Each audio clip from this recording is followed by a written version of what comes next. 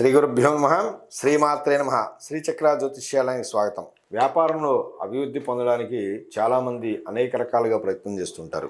ముఖ్యంగా వ్యాపార కారకుడు బుధుడిని మనం ఎక్కువగా ఆరాధిస్తూ చక్కగా మన జాతకంలో బుధుడి యొక్క ఏదైనా దోషం ఉందేమో చూసుకుని దానికి పరిహార మార్గం చేయించుకుంటే మంచి ఫలితాలు ఉంటాయి. ఒకవేళ అది కాకపోతే మీ వ్యాపారంలో అభివృద్ధి ఈ విధంగా పొందండి.